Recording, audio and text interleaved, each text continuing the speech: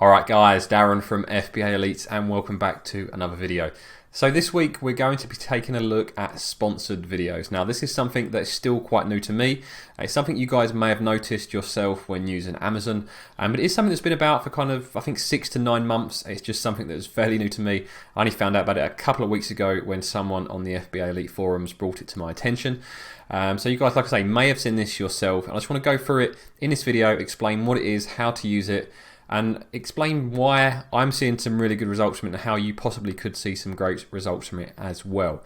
So this is the post on the FBA Elite forums. I was aware of it just before this post as one of the other members who was DJS26, who has helped me before, made me aware of these sponsored videos. But Amila10 posted this saying, has anyone else noticed these videos appearing as part of the search results?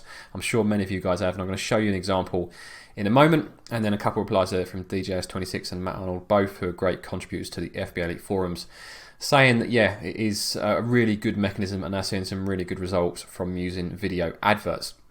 So just for a real world example, here we are on the chopping boards niche, as you guys know I like to use. And if you scroll down, you'd have probably seen this in other niches. There should be, there we are, a video advert. So you'll see this quite a lot on both desktop and mobile, so it doesn't matter what device you're using. You might see it in a slightly different format, but you will see the video alongside the product itself.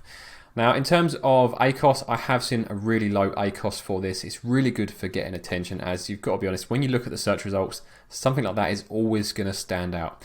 Now I think this may be time limited. I think we will start to develop a bit of advertising blindness like we have done in the past to banners and stuff like that. We will naturally probably stop seeing these video adverts as we know they are adverts. However, at the moment, they're doing really well. They're getting lots of attention and they are converting very well for everyone that I've spoken to who currently uses these adverts. So if you've got a product selling on Amazon and you're currently using PPC, or maybe if you're not using PPC because it's too expensive, it may be worth experimenting with these sponsored videos to see whether you can get some good results from them.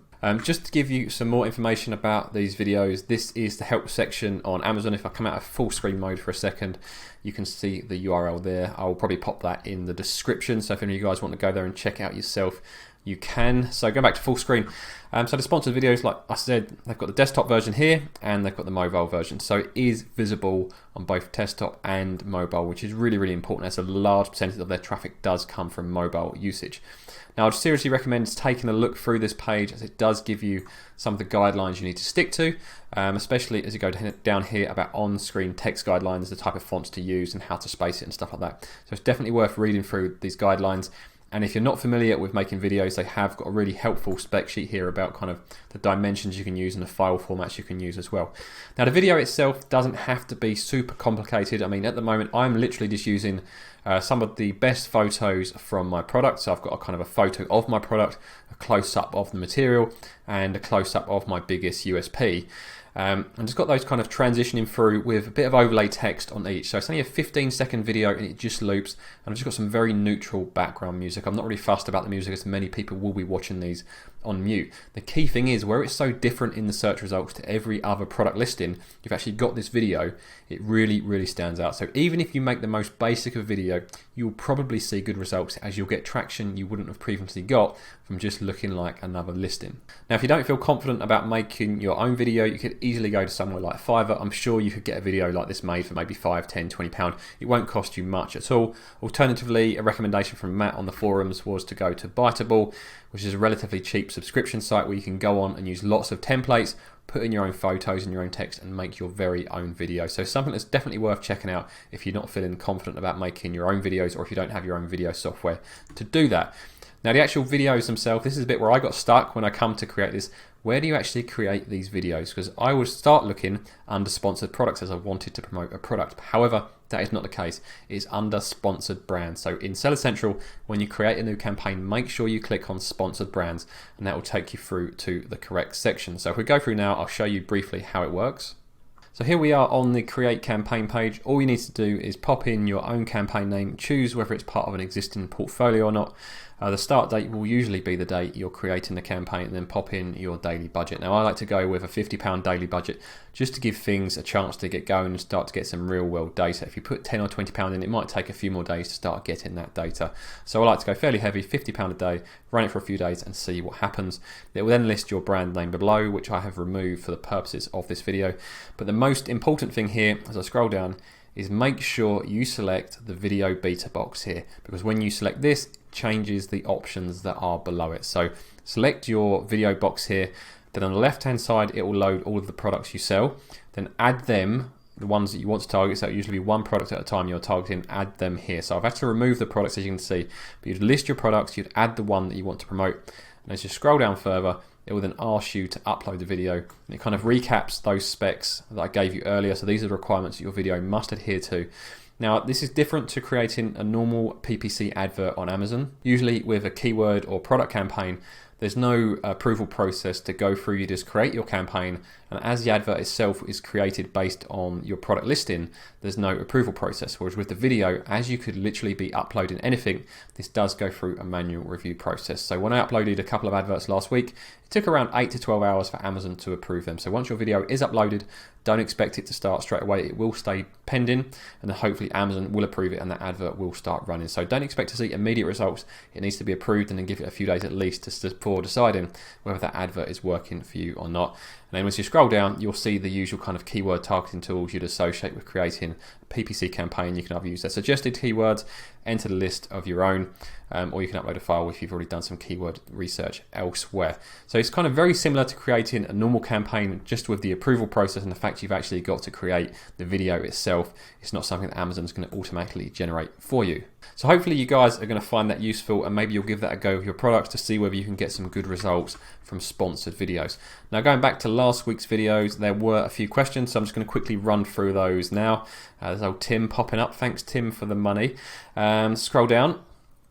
So comments from last week. Well, the first comment, obviously Helium 10. If you are a Helium 10 user or want to try it, make sure you use the discount codes there.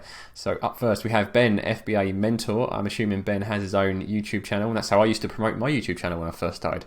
Make sure you put good comments on other people's channels, and hopefully subscribers will come through. And that's how I grew my channel in the early days. So let's see what Ben has to say. So true, so many new sellers completely forget to look at their own listing from a customer's point of view. If a seller is unable to identify why their listing is better than the rest of the competition, then there is very little chance for them to continue to sell that product long term. Really good video. Thanks Ben, I appreciate that. Yeah, and he's pretty much just confirmed what I was saying in the video. Make sure you look at your own product from a customer perspective. If you truly can't honestly answer that question, why you would pick your product over the competition, then you're probably going to struggle. If not in the short term, you definitely will struggle in the long term. Up next, top reviews for you. Maybe they are a review selling service. Keep the content coming. Can you explain why you need a brand and how to get it on Amazon? The most important reason for having a brand is it offers you brand registry protection. So if you are selling a product on Amazon and someone else comes along, jumps on your listing, as anyone could try and jump on your listing, you can use brand registry to get them removed. As to how to do it, it's a much more involved process. Maybe I'll do a video on brand registry another time. Do you recommend shipping to yourself before sending to Amazon? It comes down to how risk averse you are. I don't. I personally ship directly to Amazon. However, with my new shipments, I'm shipping to a 3PL and then they're drip feeding into Amazon to kind of get around their new inventory limits that they've got in place. But it comes down to how comfortable you are. You know, if you want to see your products, if they're quite small, by all means, ship them to your house, check them and send them off. If you're bringing in like 8 or 10 pallets worth, maybe bring them to your house first. Will be difficult, and you're going to need to send them straight to Amazon. So figure out what works for you based on the type of product you're selling and how risk averse you are. Trail Time Tim, great vids. I've just become a subscriber. Thank you for subscribing. And if you're watching this and not subscribed, please subscribe to the channel for more videos from myself. How many different products have you launched? What markets do you sell into? Do you split your products across different markets? Are you already splitting your European stock into the UK, rest of Europe to account for Brexit? Cheers. So I decided not to go into Europe at all. So I've just been focusing on the UK. I did consider going into Europe last year, but with Brexit coming up, I decided not to bother at that point. And if you watched my video from a few weeks back, I do kind of go into what is happening with Brexit and Amazon's stance at the moment. So for anyone that's considering going to Europe just yet, I would say wait until January before making a permanent decision on that. Helen Richards, thank you so much for another great video. You're welcome. I love your straight talking honesty. Thank you. The only reason I feel confident about starting FBA is because people like you, I know it's not too good to be true because you've been clear about the downsides. Yeah, thank you, Helen. That's exactly right. FBA is a genuine opportunity, but there are downsides. And as long as you're aware of them, then I would happily recommend FBA to anyone. It would be great to have a video about negotiating and dealing with suppliers. So hoping that's going to appear in this series after your product research. Yeah, okay. I might do that. Actually, I think I've got a video from the very early days, which are my top 3 tips for negotiating with suppliers. But yeah, once I get back to that, which hopefully I'm going to do in the next week or two actually, because I found a couple of products this week. I've done one product research session and managed to find a couple of products. So hopefully I'll be able to take those forward in the next week or two, and I'll let you guys know how that process goes. Great video. Just seen Amazon news regarding UK certification, and after the 1st of January 21, they will not accept EU certification. I've contacted my supplier and they can't help me. My products will enter mid-January 21. I'm now panicking as my product has CE certification and it's for Europe. Any advice on that, please? Yeah, the UK is going to be introducing their own mark, which is the UKCA, I think. I'm currently speaking to someone that I mentor about this at the moment. I believe from what they understand, if the products are manufactured this year and arrive this year, you're okay, but if they arrive next year, then you may need that new certification. However, we aren't 100% certain yet what to do about this, and a lot of the suppliers in China aren't sure what to do about it either. So the actual situation, I need to do some more research on it. So I'm working through it, one of the person I mentor at the moment. Hopefully once I've got kind of exact information, then I can let you guys know. If anyone else is going through this process or has more experience with selling these types of products, please let us know in the comments or start a thread on FBA. Let me know, and then I'll let everyone else know in kind of next week's video. Hey Darren, I'm looking to release an aesthetic differentiated product, specifically a bag related product. The problem I'm having is when reaching out to the manufacturers who make the bag, I ask what patterns they have in stock and access to, but every manufacturer I've spoken to, which is quite a lot by the looks of it, has shown me very plain and boring patterns. How can I go about getting nice looking material? I've been told I can give them my own design and that they could digitally print or screen print on the fabric. I'm not sure what to do. Any advice would be appreciated.